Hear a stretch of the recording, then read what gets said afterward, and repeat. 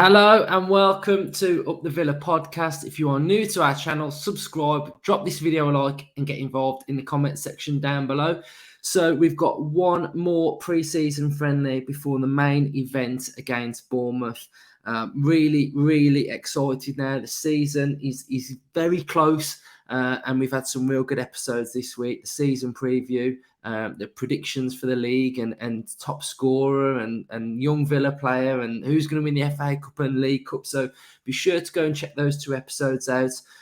It's been really good having sort of the gang and the team back together. So just can't wait to start the content now for the season going forward. But I'd say for what I'm really looking forward to against Rennes are two things, and they are to see the starting lineup, because I think the starting lineup against Rennes is pretty much going to be the starting lineup for Bournemouth. I think you go your strongest lineup for the last pre-season game. So I'm really looking forward to seeing that. I'm looking forward to seeing the centre-back partnership, because I think it's still up for grabs. If I had to pick my two now, I'm going to stick with what I've gone for the last few weeks now, and I would say it's Carlos and Chambers. That's what I think he's going to go with. And we've had the news of McGinn as captain, so it's going to be interesting to see who are the three in midfield. It looks like it's going to be Kamara and McGinn, and I'd probably go with Ramsey. And then again, it's exciting to see if he's a two up top, is it a one up top, is it going to be Coutinho and Bailey, is it going to be Coutinho and Buendia? I would say for his performance against United, it's going to be Bailey and Coutinho. So I think there's all different little permutations that are going to be really interesting for Rennes, and hopefully everybody can get through that game without any injuries. And we have a real good, solid performance. That's what I'm really looking forward to seeing. So yeah, it's really exciting. Villa fans, let me know your thoughts on lineup. Who do you think we're going to go with? Centre-back pairing. It's been bold of Gerrard so far this pre-season. You know, he's bombed out Chukwuemeka. He's been training with the kids. We now know that Gilbert is training with the kids as well. So that is the bomb squad at the minute. And yeah, captaincy, giving it to McGinn. I think it was always out of the three. It was out of McGinn, Mings and Martinez, in my opinion. And I just think he wants to just freshen it up, doesn't he? And I think he wants Mings to concentrate on the football side of things.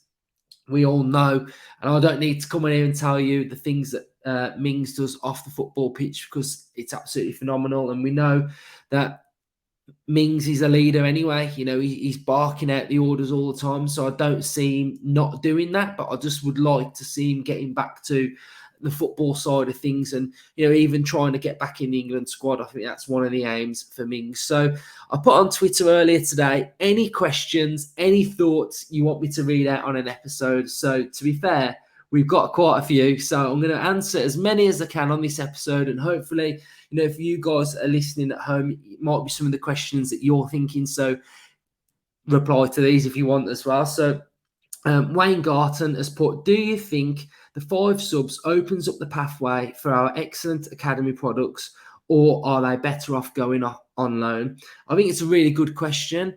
I think when we are sort of picking the starting lineup for Bournemouth and any game, I think what I always think anyway is that the lineup that Gerrard will pick for game week 1 will be completely different side to the one that finishes the season on game week 38. I think those two teams will be completely different.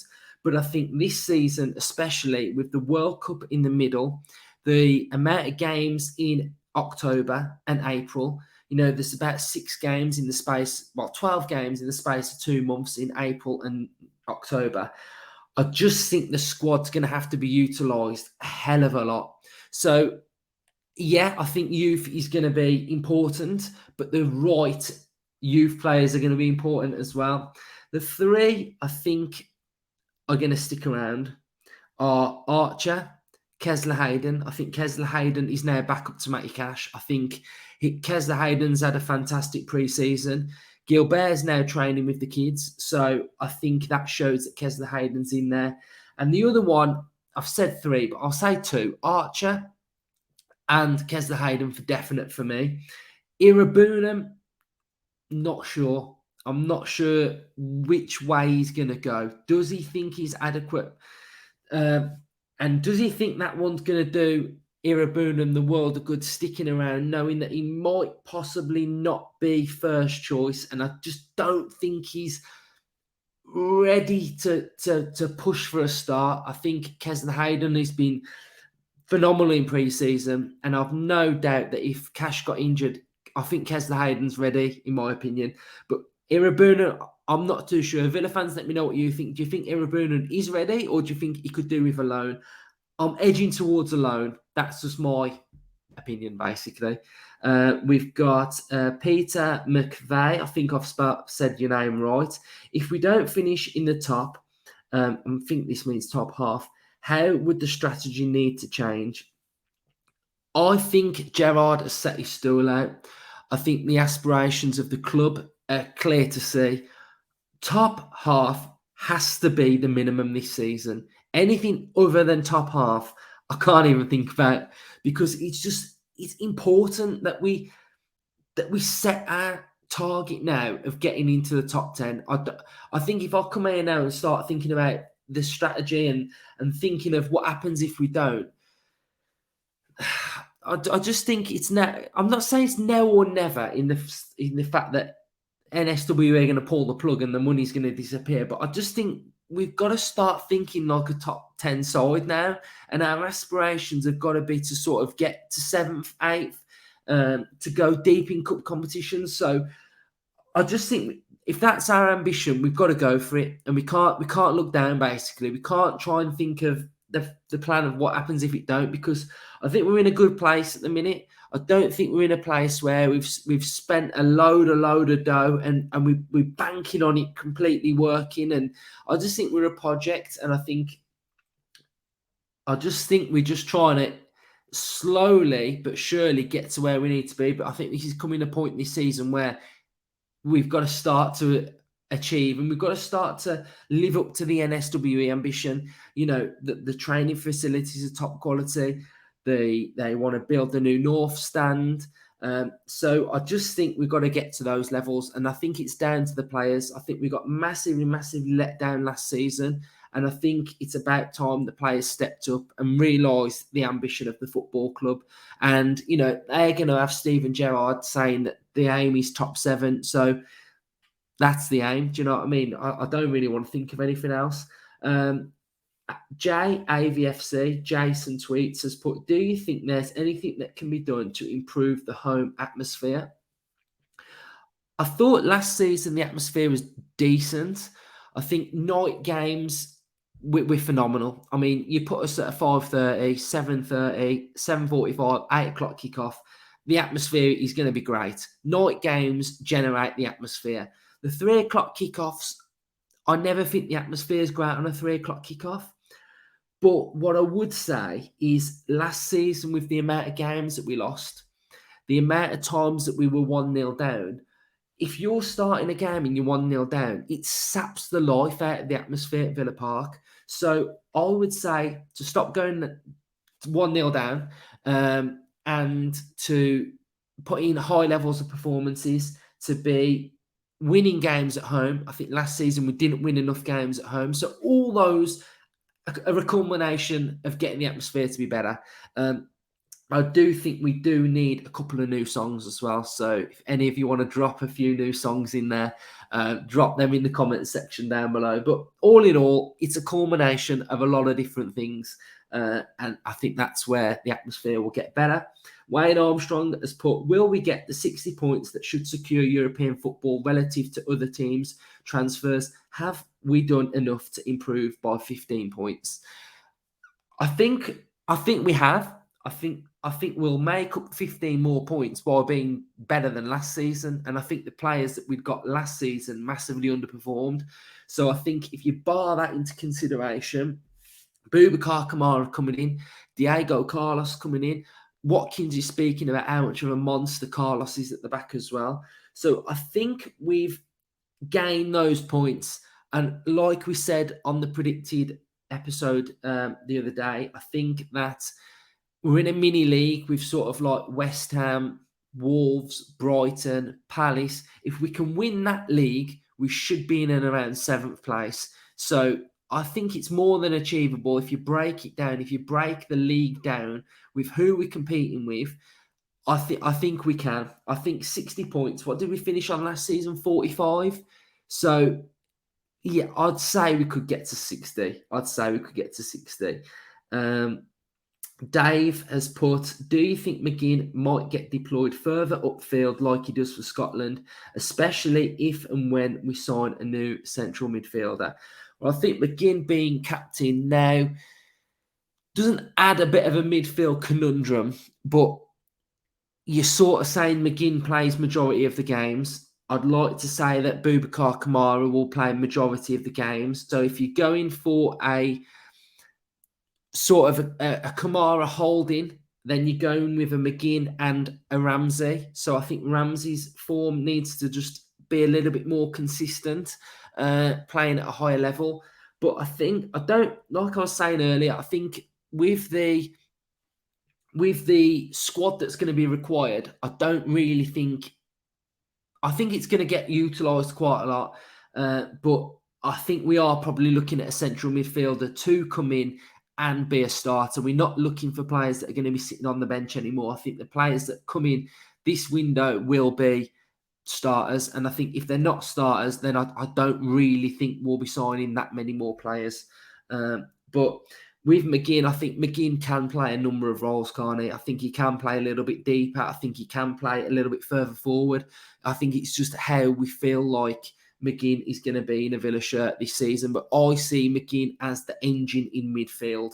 I don't think he's going to be sort of like the Scotland McGinn. I think we've got too many creative players that we're trying to get into a team at the minute. You're talking about, is it Buendia? Is it Bailey? Is it Coutinho? You put McGinn in that mixing, I think you've got an even bigger headache. So I think McGinn predominantly sort of in that 3 as a 1 with 2 up top, or maybe he can play in that double pivot role. But I think what we saw last season with the way we were playing with him sort of tucking in at that fullback role, I do sort of see him playing that role. So yeah, I don't think he'll be further forward.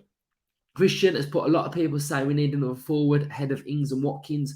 Who would you want to get in? Again, I think if a forward comes in, is it a forward that's going to be better than Ings and Watkins? You know, I know the forwards get a lot of critics in the comment section. I think, you know, some are saying that they don't back Watkins, they don't back Ings. I think last season didn't help in this sort of, when we sort of talking about our strikers, because they were so inconsistent. The form was really bad. We were losing a lot of games. I think we've got to sort of just give them both this season. And I think hopefully if Watkins can get off, you know, to a purple patch, if Watkins can bag a goal against Bournemouth, then I think he will go on that little bit. Confidence for a striker is huge. If Watkins bags against Bournemouth, then I think he'll keep going, and I think he can get 10, 15 plus goals. I just think Watkins, for me, is confidence. And I know a lot of people are saying we need a striker. But again, if we're playing one up top, then I'm not sure we're going to get that big striker coming in. I don't know. I'm really torn on the striker thing. I think I'd love to see Archer sticking around as well. So if you ask me my honest opinion regarding the strikers, I wouldn't sign another striker. I think Watkins, Ings, Archer are more than enough for me going forward into the season. We know Bailey can play a little bit further forward as well. So I want a new number 8 to come in this window of high quality. I want Conor Gallagher. If I could have anything, it's Conor Gallagher. Forget a striker for me, Conor Gallagher. Ben Davis has put, everyone talks about our starting 11.